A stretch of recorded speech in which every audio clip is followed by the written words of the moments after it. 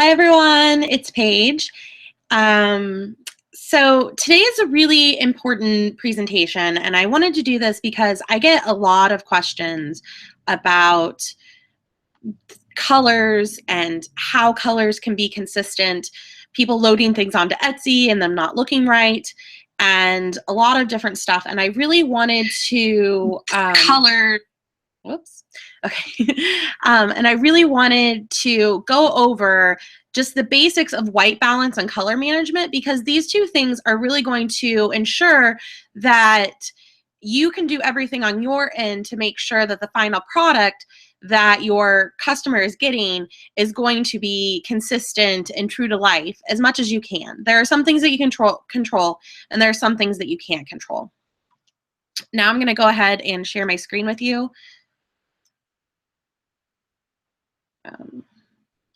Second.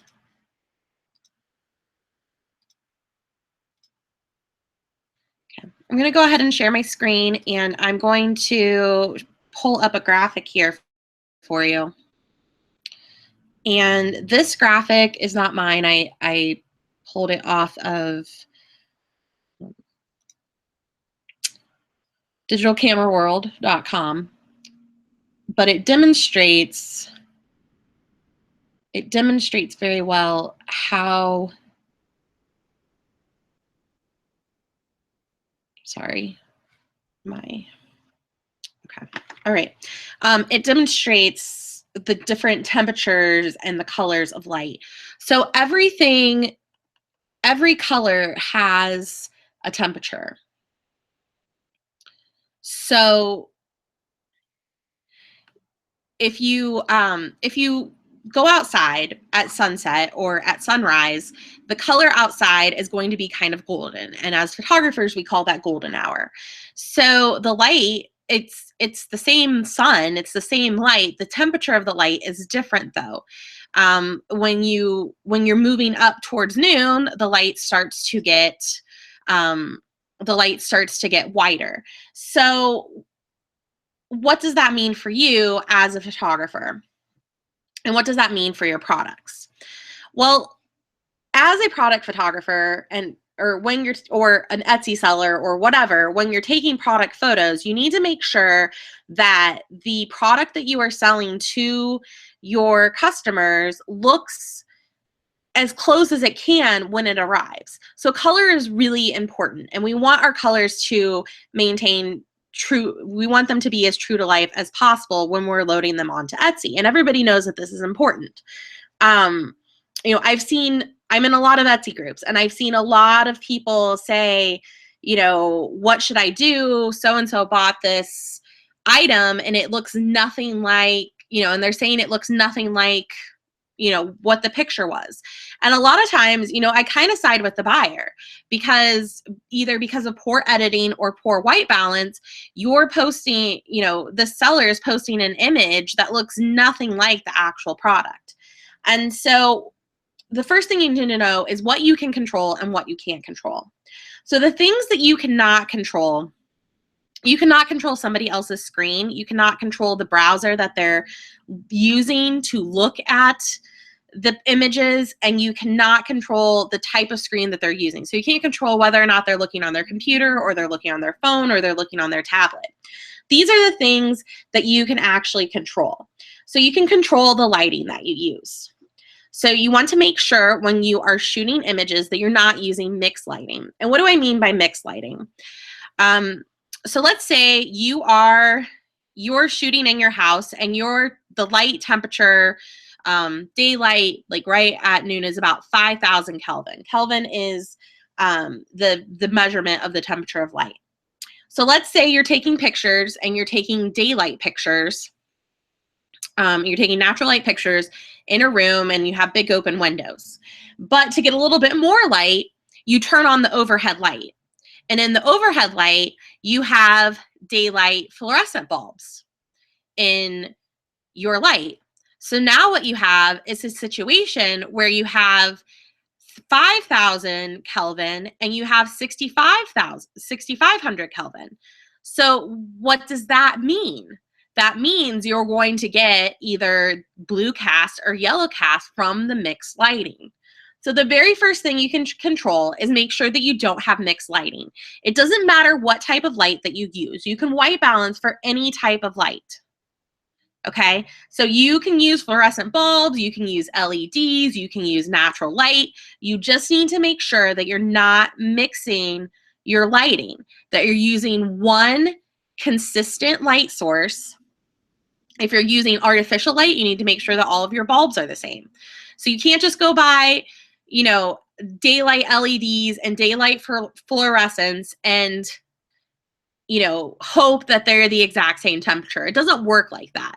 So you need to make sure that you're using no mixed lighting. So that's the first thing that you can control. The other thing that you can control is your use of a gray card. Using a gray card helps you ensure that your white balance is going to be set correctly. And what is a gray card? So a gray card is, I'm going to go to Amazon just so I can show you a picture. I did have these up and I had to restart my computer and now they are not up. So if you go to Amazon, they have all kinds of gray cards. This is the very first gray card that always pops up. It's always the sponsored listing, is the gray card that I use. It's small, so it's nice. You can take it with you. It's on like a little lanyard. A gray card is a card that is 18% gray. And things in photography you will find sometimes are kind of confusing. You use a gray card to white balance. So which may seem really confusing to you because why are you using a gray card to white balance? Well, the reason is the best way to white balance something is to use a neutral point. And so gray is a neutral color. Gray cards are specifically 18% gray. So you'll see it's neutral 18% gray card. And so that's going to, this is the better thing to use for white balancing than a white card. Because if you look here, these two white colors, so you have a white background here, and then you have this white card, but they're actually slightly different colors of white. You can't really control the color of white you have. You can control the color of gray. So you can have a card that's 18% gray. They're all different kinds of gray cards. There are bigger ones, there are smaller ones. So if you have bigger products and you want a bigger gray card, this one is 12 by 12 inches. It folds up and it has a little carrying case. There are all kinds. They're very inexpensive. It's a very inexpensive way to make sure that your your color is consistent. And you may say, that's great. Well, how do I use it? So you use it by, so here are some images that I took. And you can see these images all are they're a tiny bit off. But with my first picture, I set down my gray card and then I took the rest of the pictures. So then what I can do now is I can open these up in Camera Raw.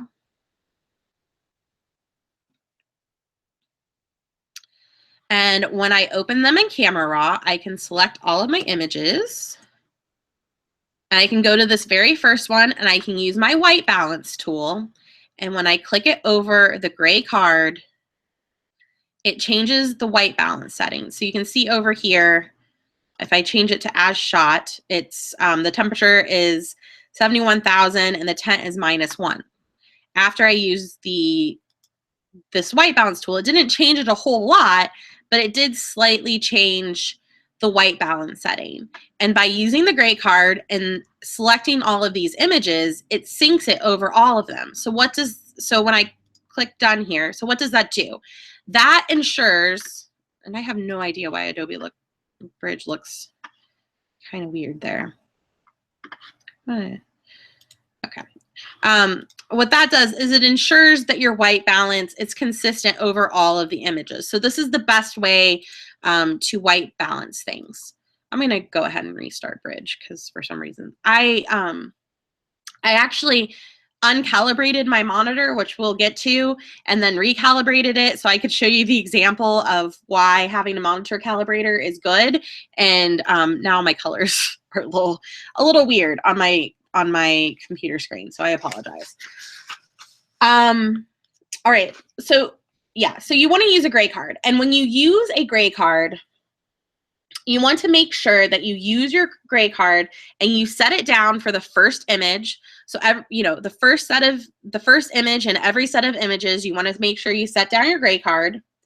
You want to make sure that you set it down every time you change the product. In most cases, I didn't do it here just because the products were kind of the same color and I was doing this quickly.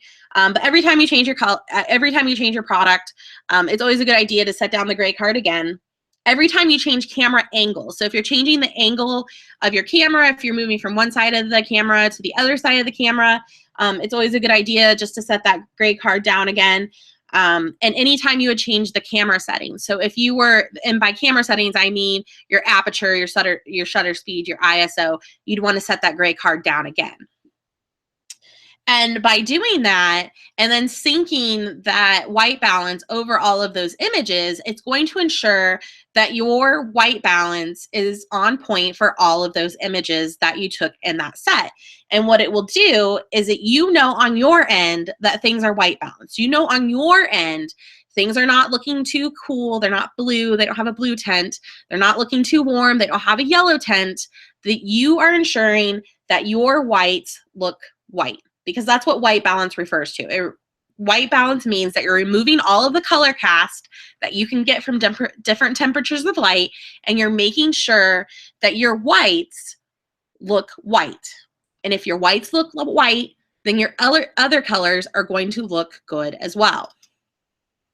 So if I open up this image, and let me just show you, if this image was too cool and the white balance was off, you can see my pinks and my purples here do not look true to life. They look, I mean, this is kind of like a purpley pink now. So if I were a customer and I was buying this to put in, you know, and I was buying this and I wanted, you know, to buy it because I like the way these colors look, and then I get something, that looks like this, I'm going to be upset because the colors aren't what I thought I was getting. Same way here, you know, if we go too warm, you know, now these pinks actually look a little orange. So that's why white balance is so important. And the way that you can make sure that it's easy for you to white balance is to use a gray card. There are a couple things with white balancing, and I actually took some images to show you here. So today in my dining room with no other sources of light going on, I took some images of this little doll man from my daughter's dollhouse, and I changed the white balance setting on my camera. For different white balances, and I used there's 16 because there are 8, and I have JPEG and RAW. So the other thing that you can control as we're moving on is shooting in RAW. If you have the capability to shoot in RAW, you need to be shooting in RAW. And by RAW, I mean shooting in RAW format. So if you have a digital SLR or even a newer point and shoot, even some camera phones now. I know the new iPhones are going to let you shoot in RAW, and I think you can shoot in RAW on the Samsung 6S and above. So if you have the capability to be shooting in RAW, you need to be shooting in RAW. And I'm going to show you real quick with a little demonstration on why we want to shoot in RAW. So on my camera, I shot in RAW plus JPEG. So what that does is it takes a RAW image, but then it also saves a JPEG. So you can see here in these two images, let me zoom in a little bit. Zoom out. Okay, So here's my doll man, and I did this on, and you can see that this white balance is way off, okay? I did this, I was using natural light, and my white balance setting was set to tungsten. So it's totally off. Now that's fine, because like I said before, you can white balance for any type of light. And I'm gonna demonstrate that to you. So I'm gonna open these up in Camera Raw. And I apologize. When I took these images, my daughters have run off with my gray card. So I'm actually very sad, and I'm going to be ordering a second one today. But so I'm going to just this line here where my two whiteboards meet is kind of gray because there's a little bit of a shadow. So I'm just gonna go straight down from his hand and point here. And you can see that even though this was shot with this wrong setting, by clicking in that neutral area, I was able to white balance the image. So now my white background looks white.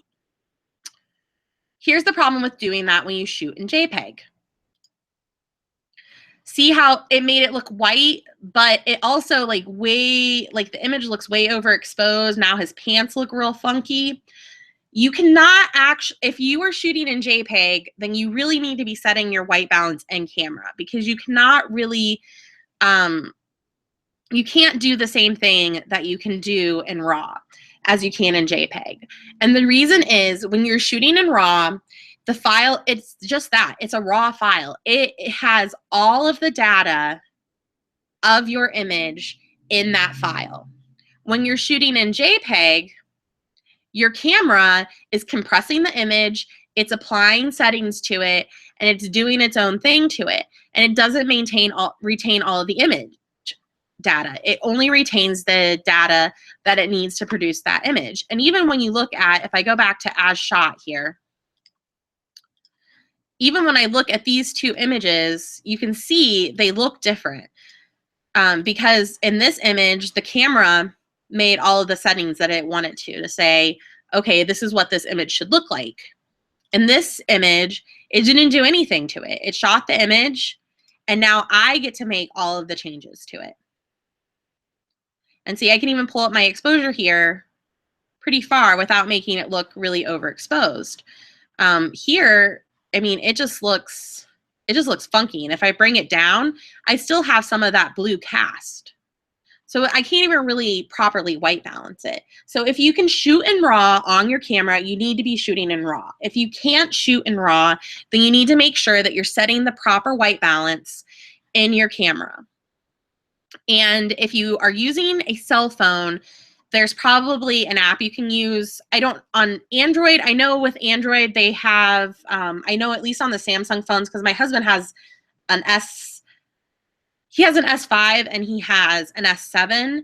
And I know that in his camera app, he has a few more settings that he can set, and he can set custom white balance. With the iPhone, now I don't know what the new iPhone is going to do because I haven't gotten to play around with it, but I know I have an iPhone 6S, and I know with the iPhones, if you use an app called Camera Plus, it allows you to set custom white balance. And if you have a camera and you don't know how to set custom white balance, you can just Google it, like how to set custom white balance with Canon PowerShot or whatever. You can do that. But if you have the capability to shoot in RAW, you don't really need to worry about that. You can fix it in post by using the gray card.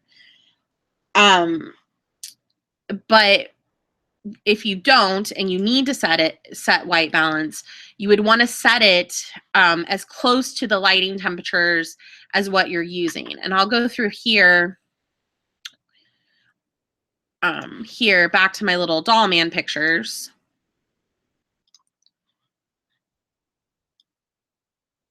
So you can see out of all of these, these were taken with daylight, and these were taken with natural light. They were taken during the day. So probably the closest white balance setting is probably the, just because of the color temperature of the light when I was taking these images, was this was taken using the daylight setting in my camera. When you go here and you look at, this one, this was taken with auto white balance. So, and it's actually a little cool. So by, you know, choosing the situation, or, you know, if you know your lights are fluorescent, then, you know, take your pictures under the fluorescent white balance setting. Another thing that you can do to ensure proper color is to actually go in and set the custom Kelvin rating of your light. So if you know that your bulbs, like when you buy bulbs, if you're using artificial light and you buy bulbs and you know that they're 6,500 Kelvin, then you know you can go into your camera and set your custom white balance at 6,500 Kelvin. And you know that that's going to be pretty true to life. But shooting in RAW with a gray card is going to be the best case scenario for you. All right, so that was a lot. Do I have any questions before I move on to talking about camera calibration and color managed browsers? Anyone? There is a chat box. I don't know if you guys saw that. I see Abby said hi. Hey, Abby. If you see the chat box, you can type in your question there. I'll give you guys a couple minutes to answer. I'm just going to make sure nobody's typing questions in the Facebook group.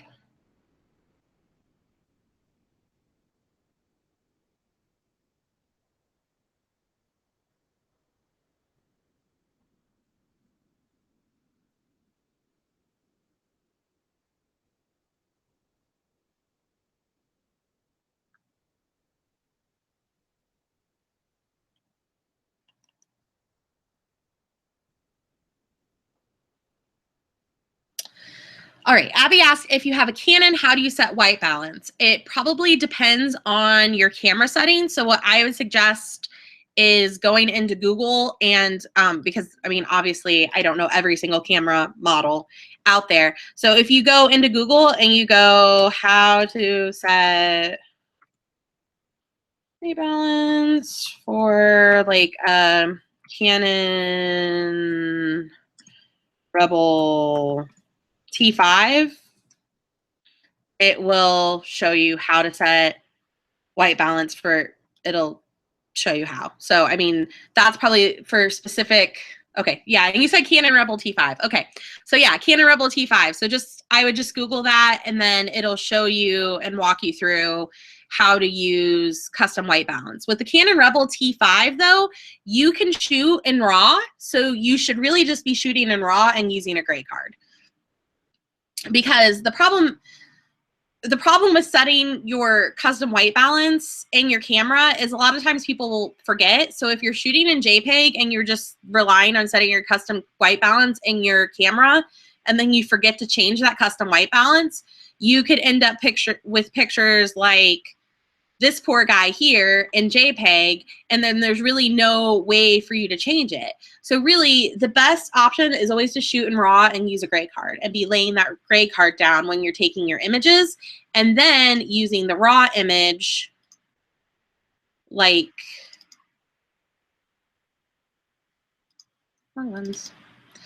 this one to set your white balance in camera RAW by just using your white balance dropper and setting this. And you can sync that white balance. You can open multiple images like I did before and sync that white balance over all of the images.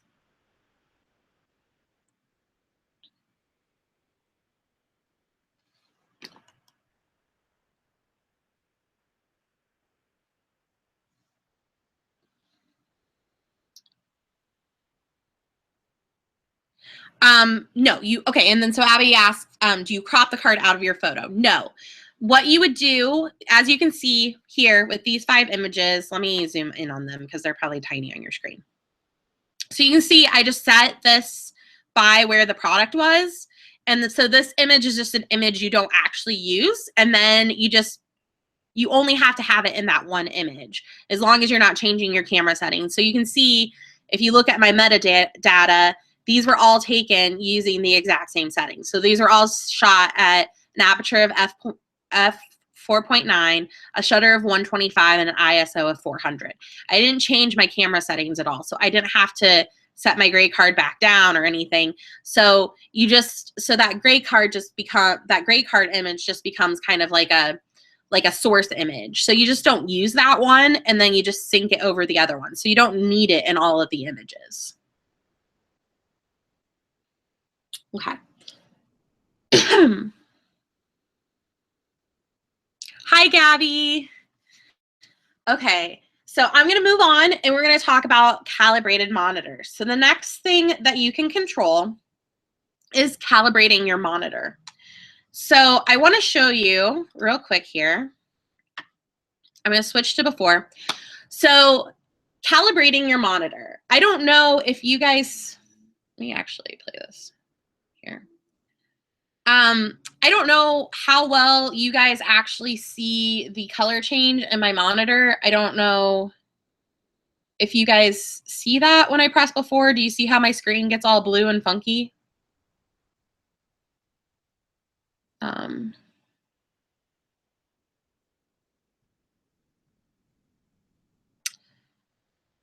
Okay, and then I go back to after. I don't know if you guys are seeing this or if you're seeing something completely different.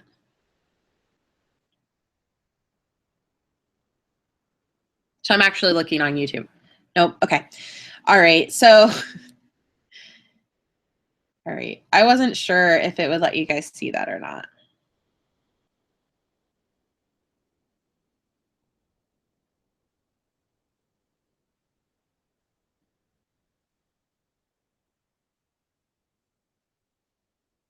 Okay.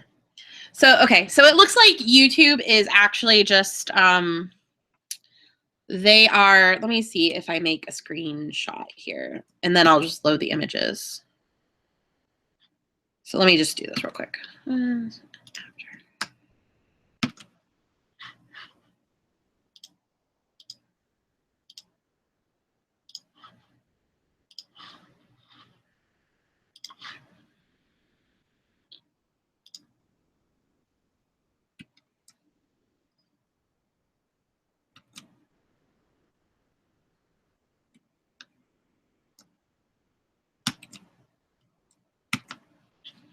All right, it also won't let me screenshot it. So, okay. All right, so I'll have to play with this and see if I can somehow show you. Oh, I know. Let me take a cell phone picture real quick. I will load these in the group later, so you can see the difference between my monitor, my calibrated one, and my non-calibrated one. Okay. At least you'll be able to see a difference. It won't be the greatest picture in the world, but it'll at least show you the difference. Okay. So monitor calibration, and I know that you can't see the before, but in the before image, this is actually a profile that I did by going into my system preferences and going into display and calibrating it there. And I know that you can't see this, but my screen is really blue. It's really it's really cool, and the colors are not right at all. Now, I noticed this because I'm a photographer and I do this, and I have pretty good color rendering. My eyes have pretty good color rendering. Most people do not see this though. So then what happens? If you're editing an image on a screen that looks too blue, then you don't know it. You don't know that your screen color is off, and you think your screen color is okay, and you're editing your image. Well, you're probably making your images too cool then, because your screen looks too blue, so you're making images look too cool. So then when you're posting stuff online, the color's completely off. And then your customer buys the product and they get it, and their colors don't look anything like what they thought they were getting. So how do we fix that? You need what is called a monitor calibrator. So simply going into your display, and it doesn't matter if you have a PC or a Mac. I've heard people, and I love Macs, so I'm a Mac person. I have a Mac, and I think Macs are, awesome, and they're the bee's knees. But it doesn't matter if you have a Mac or a PC. Some people will tell you that you don't need to calibrate Mac's PC display. You don't need to calibrate Mac's displays because Mac is just so awesome. Well, they're wrong. Okay. You need to, it doesn't matter what kind of computer you have, what kind of monitor you have, you need to get, the only way to calibrate your screen well, the easiest way, I mean, you could do it yourself, but it's not easy. The easiest way is to buy a color calibrator. And so a color calibrator is, apparently I need to select a new payment method for my Amazon Prime.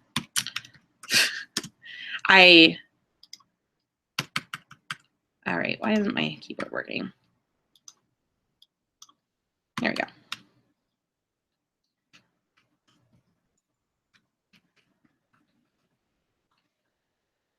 There are all kinds of calibrators. There are like kind of consumer grade calibrators that are going to run you right around $100. The two good ones are Spider and X-Rite. I personally have an X-Rite one, but there's also Spider. So the Spider 5 and the X-Rite Color Monkey one, these are kind of entry level color calibrators. And then you have, and it goes up to like super expensive. I mean, there are color calibrators that are super, super expensive. I don't suggest the Pantone one. And you would think Pantone, I mean, they're like the color people. It's actually a pretty awful color calibrator. I had one a really long time ago. And then you can see there's even like super, super expensive ones that are $400. I would say for, you know, for you guys, probably like this Color Monkey one, or even the Smile one. This one's kind of, it's, I mean, it doesn't have as many advanced features, but it at least will make sure that your screen is properly calibrated. That would be an option for you. What would cause your monitors to get out of sync?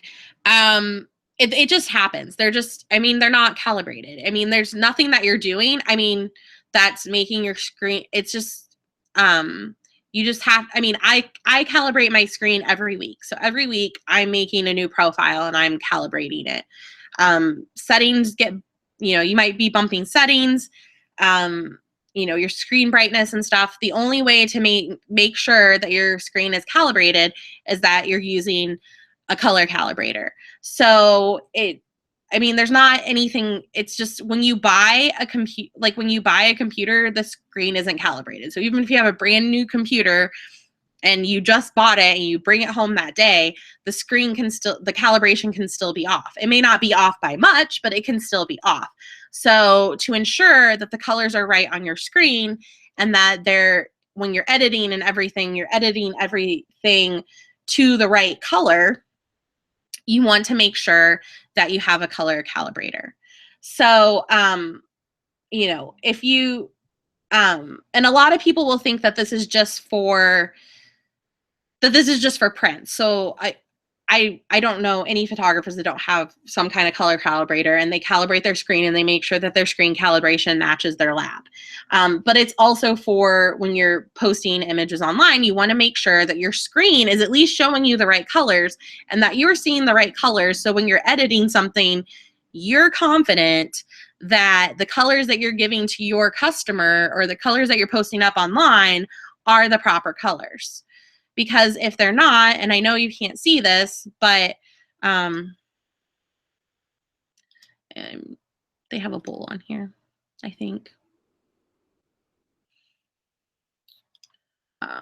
I know you can't see the difference between the before and after, but I mean, you know, this is the way colors should look. And then, you know, if the colors look and here, they're all kind of blue, it's throwing off the color. The other thing that you want to make sure that you are doing, let me go back to my correct calibration. Okay, the other thing you want to make sure that you are doing is that you're using a color managed browser. And by color managed browser, sorry. Okay, so I'm going to show you this. So Safari is a color managed browser. And what that means is Safari is reading your the color profile that you have embedded in your photo.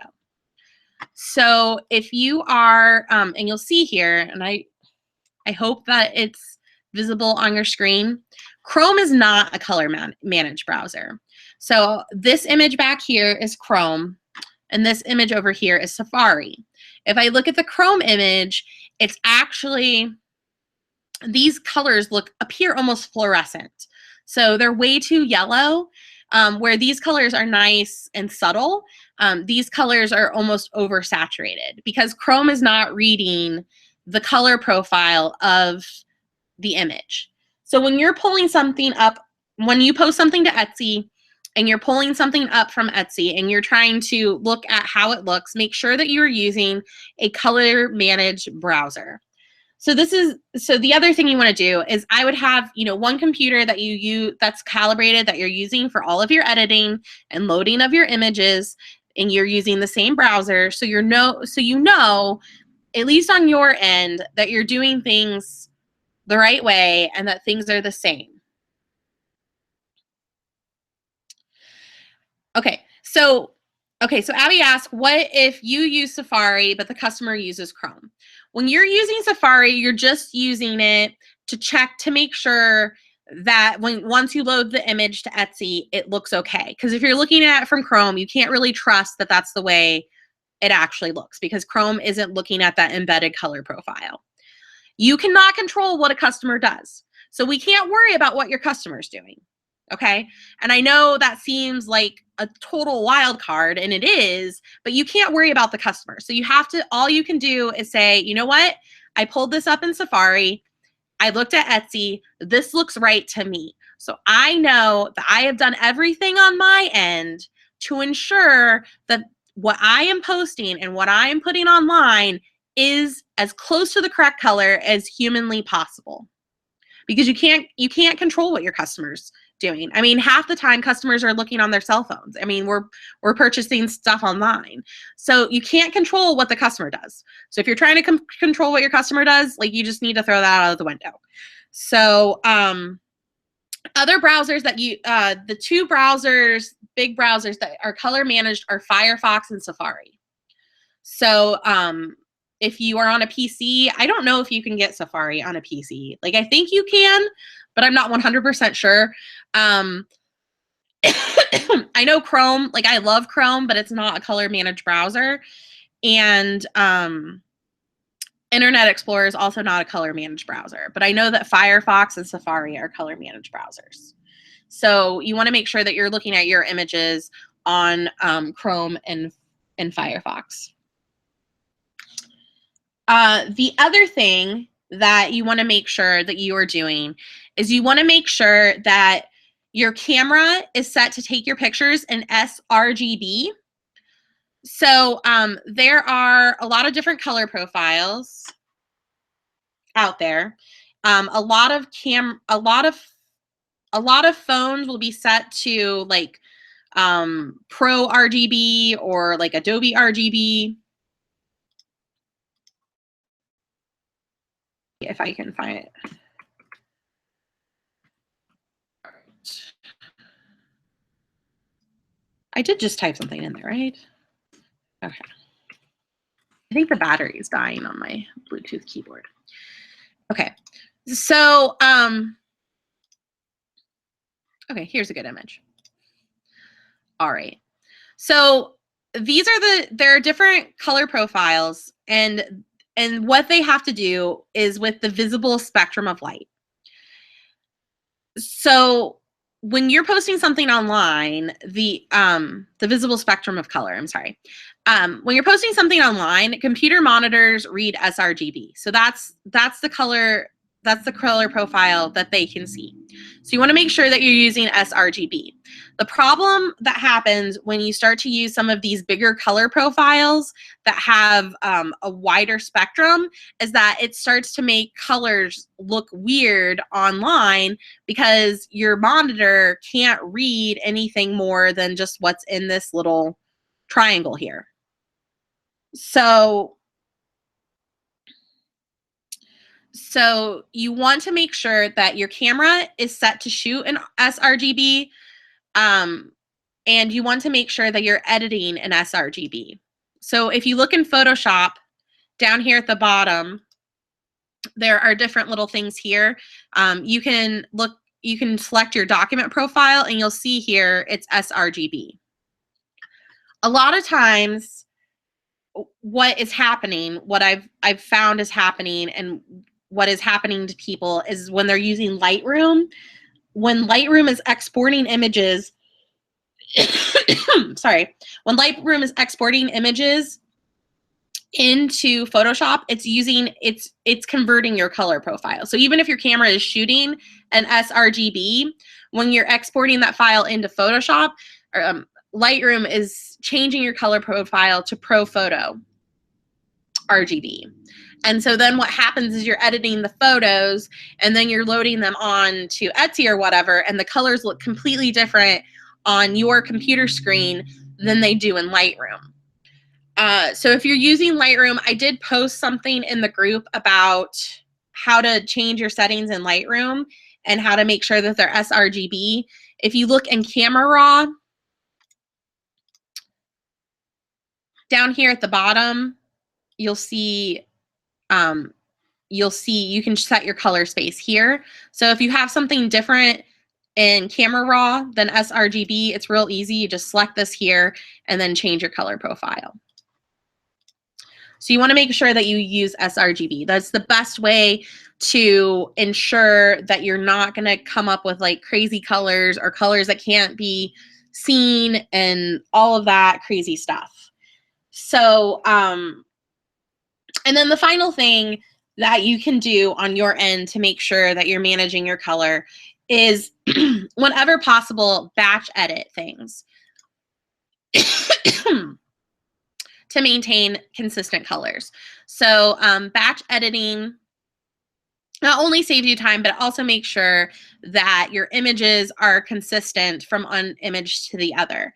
So if you are using a gray card, batch image, batch edit all of your images, using the gray card. So the whites are consistent throughout all of your images. If you use certain Photoshop actions on your images, make sure that you use kind of the same recipe on all of your images so they look consistent.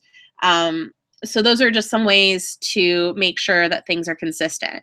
You also want to watch things that you do to add color, different types of things that you do to kind of change the color in Photoshop. For instance, let's open this up in Photoshop.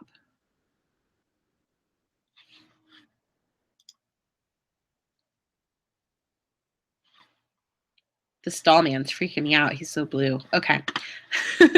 All right. So one of the actions in my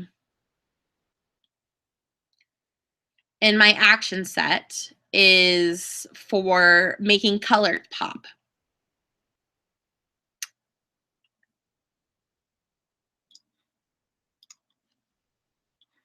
And what it does is it allows you to paint over the colors to make them pop more. And that's fine if the color is looking a little dull. Like maybe the color didn't render properly from, maybe the color didn't render properly when you took it. The color doesn't look as nice as it does in real life. And that happens sometimes because, when you're taking an image, especially if you're using natural light, when you're taking an image in natural light, you're having to expose for the entire scene. So you don't have a situation where you can light your background properly and you can light the product properly with artificial light. When you're using natural light, it's just like this image is natural light. You have what you have. So sometimes you will have to enhance certain parts of the image to make them pop where you weren't able to do that with the light. And, doing something like that, like right now, I'd say this image looks pretty true to life. This purple was a little dull.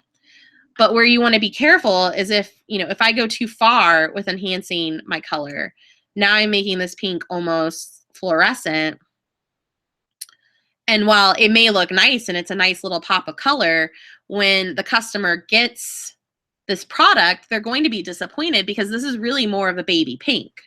So you also need to make sure with your editing that you're not going too far with your editing, that you're always editing very subtly and so that it's true to life. And you'll know as long as you're using the right lighting, you're using your gray card, you're white balancing properly, you have your monitor calibrated, and you're using sRGB, then you know that the edits you make are okay. The problem when you don't have all of those things in a row and you start editing, you can make some really crazy mistakes to your images. And I see this all the time. I mean, both in my product shop pop group and, I'm an expert in Flourish, and I see all the time people are posting these images and I don't know what you guys are doing. Like the editing is like totally crazy and it's totally off. I mean, a lot of times it's because people are trying to use things like, like PicMonkey and stuff like that, where you're making overall edits and you can't, go in and use layers and stuff. But you really need to make sure that you are, that you have all your ducks in a row. And if you know that, and you have all your ducks in a row, then you can then put in your listing, I take every precaution to make sure that my colors that I post online are as true to life as possible, but I cannot guarantee the colors that you see on your screen. And you'll know with certainty that the image that you're posting on Etsy is 100% what it looks like in real life. And then when a customer comes to you and says, this isn't the way it looks like online, you can say, well, I'm really careful with my lighting. I'm really careful with my white balance. I use a gray card. My monitor is calibrated. I use Photoshop. I use proper editing techniques. And so I know on my end that the color is as true to life as possible. Okay. And I don't know if you would say that to them exactly. I mean, you'd probably say it in a nicer way. Go talk to Caitlin Kelly, because I am not a copywriter. But that you're doing everything possible on your end to make sure that what the customer is seeing online is what they're getting.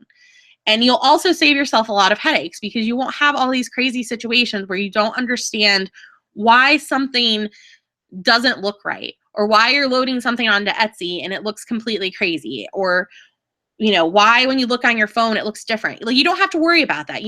As long as you're on your computer and you're on your calibrated monitor and you've done everything that you can do, it's peace of mind for you, really. So that is all I have. That's it. So those are the steps that you need to take. That's what you need to do. And if you guys have any questions, I would be happy to answer them for you.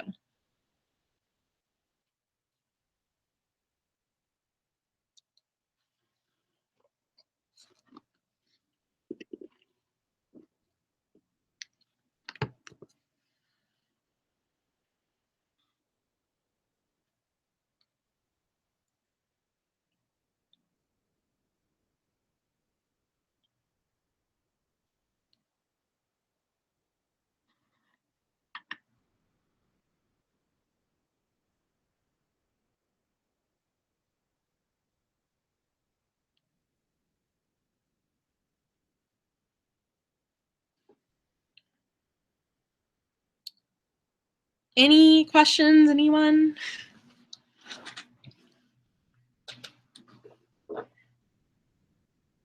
Okay. What I'm going to do is, just because I always feel so awkward just sitting here with like awkward silence waiting for somebody to ask me a question. If you guys have any questions, you can go ahead and post them in the group and I will answer them for you, because I know there are probably some people who are going to be watching this later and everything. So that's fine. I will answer questions later. If you are someone who struggles with product photography and you would like more help and you would like one-on-one help with your product photography, I do offer mentoring, and I do offer all kinds of fun stuff like, I have Photoshop actions and mentoring. I offer critiques. So if you want more information on working with me and me helping you with your product photography, I would love to talk to you more about that.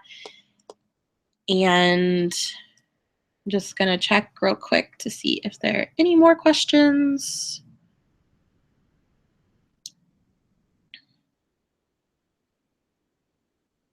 Okay. All right. Oh, here's, okay.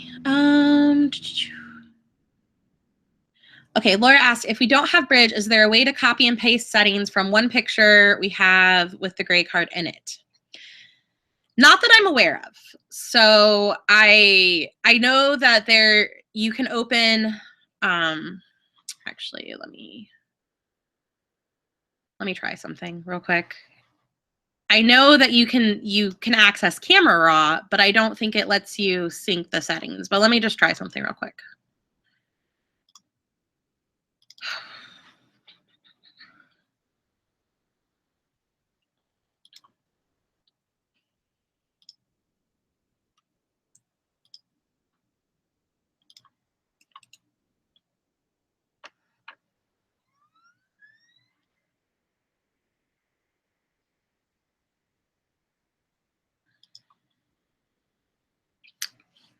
Oh, you know what? I think my trial of Elements has expired.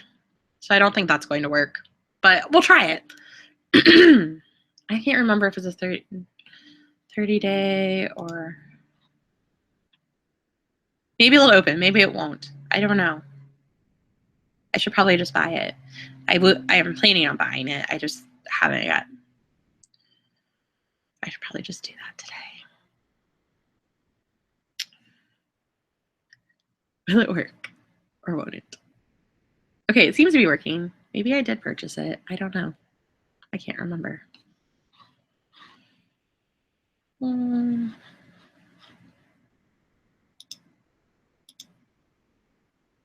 Maybe.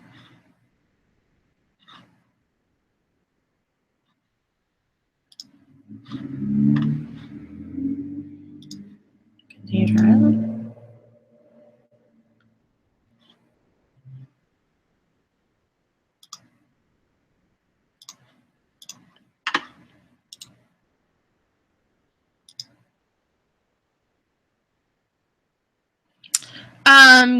Melissa asked, can you batch edit in Lightroom like you do in Bridge? Yes, you can batch edit in...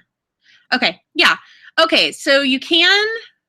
Okay, so I'll get back to Melissa in a minute. Okay, so to answer your questions, Laura, if you are shooting in RAW and you go to open all of your images in RAW, it appears... so you would go to File and you select your RAW files. So these are my RAW files. And then I right click and I go to Open with Photoshop Elements Editor. And it'll open it up in Camera Raw. And then, yes, you could sync the settings, which that's not going to look right because, well, it kind of does. Okay. And then you can sync your settings in Elements, apparently. I hope that's not because I also have Photoshop on here. I'm not sure. But you can try that. So it looks like you would be able to sync your settings.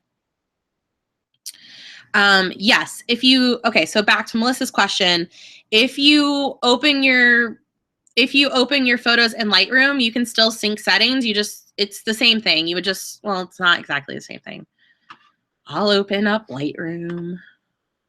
I mean, you can also just open your images in Bridge. Like, Bridge is just a file explorer. You don't have to put your images in there. You just navigate to where they are. It's actually easier than Lightroom. You just navigate to where they are on your computer, and then you just open them. You don't have to import them or move them to some crazy file system. You just open them, and then you can just edit them from there and just open them in Camera Raw.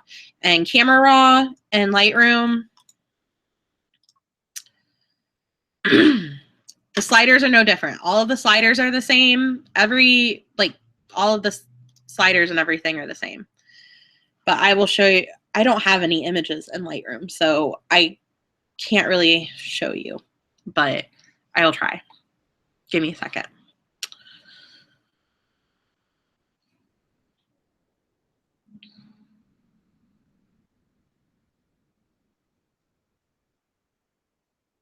I think Bridge and Camera Raw is the easier way to do it. I think that Lightroom complicates things, but if that's what you're used to using, then that's fine. I don't know how long this is going to take to open. My computer's just, I need a new computer. It's getting slower.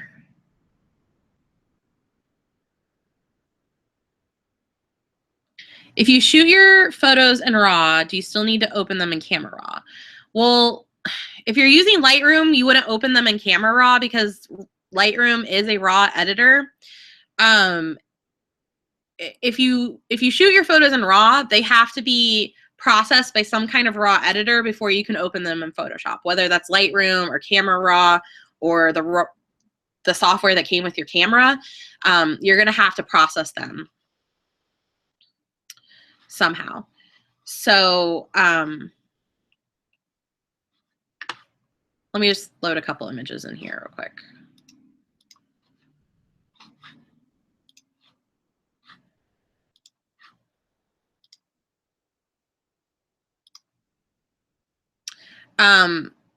So let me explain to you. So, okay, before there was Lightroom, before Adobe came out with Lightroom, they had Bridge and Camera Raw.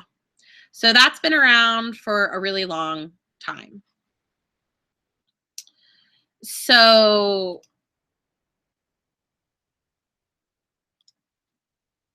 right, I'm just gonna, for time's sake, I'm just gonna import these two. So it's just quickly. So they had Bridge and they had Camera Raw.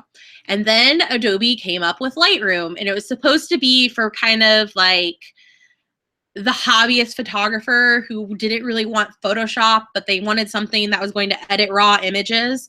And so they came up with Lightroom, which is basically a merge of Bridge and Camera Raw. But in doing that, they came up with this catalog system and stuff that I think is kind of confusing. And I think Lightroom is kind of a resource hog. It hogs your RAM and stuff. So you can do the exact same things. If I go under the Develop tab here in Lightroom, and you can just see how slow this runs on my computer. Okay, if you go under the Develop tab here, and you look under the Basic, all of these sliders are the exact same sliders that you see if I go into Camera Raw. So it really shouldn't be hard to change between one and the other. It's just you're not having to import your images in order to see them. Like you just put in your memory card and they're there.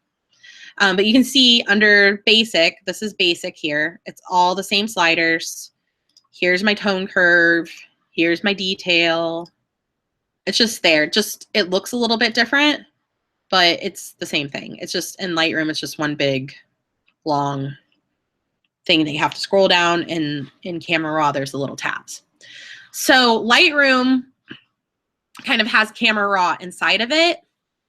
And so, but you can still sync. It's just a little different where in Camera Raw, if you select all of the images in this little strip here,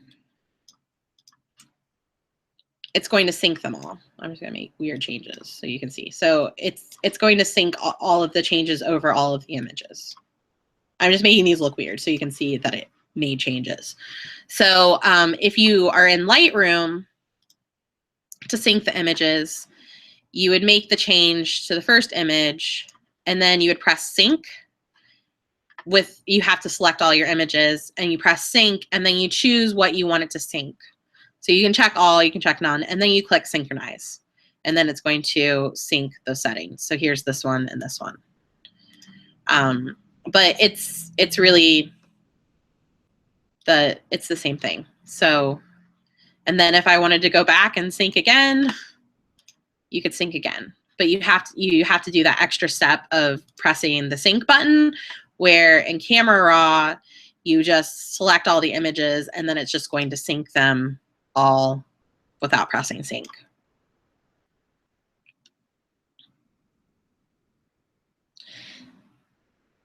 Yeah, Lightroom is like that because Lightroom, so Melissa says she feels like she has images everywhere, and that's because Lightroom comes with its own catalog thing. So it's putting all of the images in a catalog, so it looks like all your images are in the same place, but they could all be in different places. Where with Bridge, like you can see, if I just go into Bridge and I can look at my folders, and here are all of my folders that are on my computer. It's exactly what you see in your Finder or your Explorer, all of your folders that are there. So it's the exact same thing that you're seeing there. And you can see, you can just open up your you can put in your memory card, and your memory card will just like pop up, and then you can just, so here's your memory card, and then you can just pop up your memory card, and